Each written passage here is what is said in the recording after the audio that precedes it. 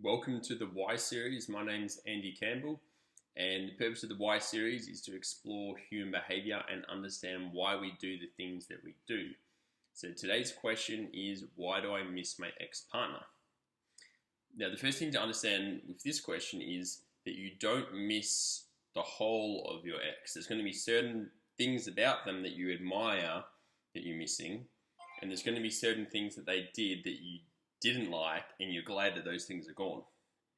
So that's the first thing to understand. The second thing, once you realize that you don't miss the whole person, you realize that it's only the things that you looked up to and that you admired that you're now missing. So anytime that we lose something that we look up to, that we admire, we're going to have a certain degree of withdrawal symptoms because we're no longer getting the dopamine, the serotonin from the thing that we got enjoyment from. And so in that state, you're going to be seeing a lot of negatives without any positives because you've lost that thing that you admire. And then you're going to have a symptom, which is going to be an emotion, and you're going to be upset. And so the reason you're having the emotion is because you feel like you've lost something and you can't see the gain. There's only one side and you're now going to be emotional. You're not seeing the full picture. So this is why in the moment when your ex breaks up with you, you feel like, you feel devastated and you don't know what to do, and it's all a big tragedy and a big, terrible nightmare. So now that we understand why you're feeling the way you do and what's causing it, being withdrawal from the thing that you're admiring, how do we now move on from it? So how do we move on with our lives once we've been through a breakup?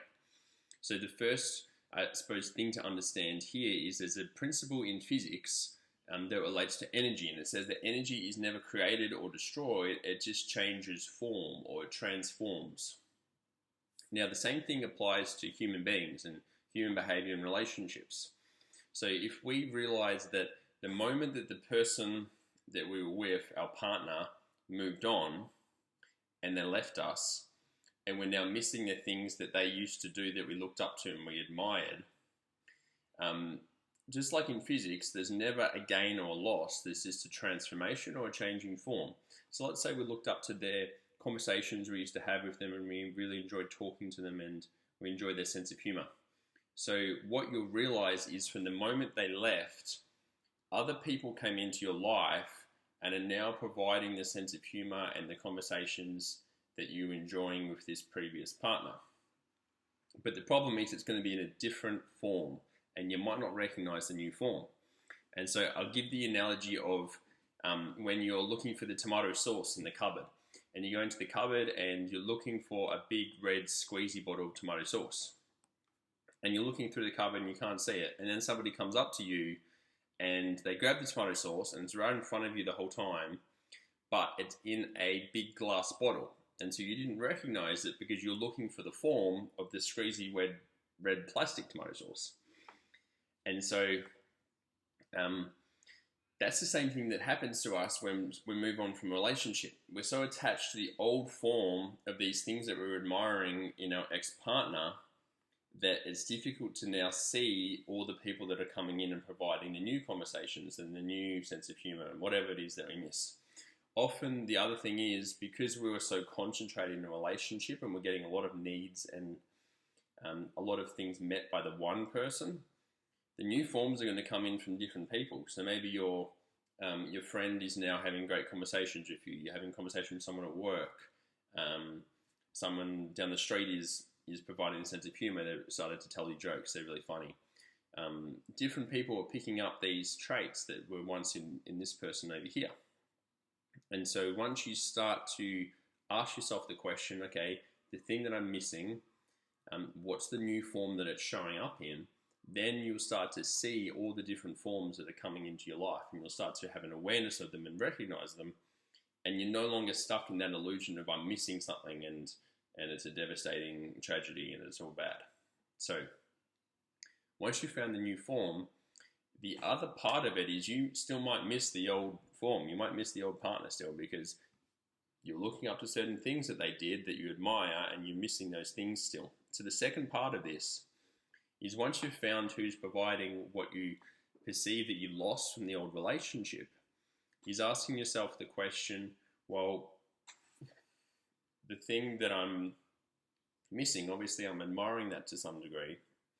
And so there's some degree of emotional attachment to those aspects of their personality or those things they were providing to me, or there's some emotional charge where I'm really admiring it. So what's happening here is the particular traits that you're missing about them, you're consciously aware of all these upsides and positives of these traits, but you're unconscious of all the downsides and negatives of these traits. So for example, let's say it's the sense of humor.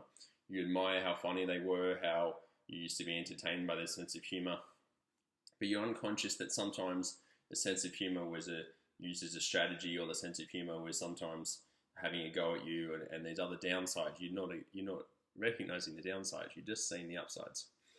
And so here, what I would ask is the second question: the thing that you really admired that you're now missing, what was the downside, what was the drawback of their, let's say, sense of humor? Because what happens is everything in life, any event, any place, any person, any idea, there's always going to be equal positives to negatives. You can't get one without the other. They always come together. It's like in a battery, it's like in the north and south pole of the earth. You can't separate them, they come together.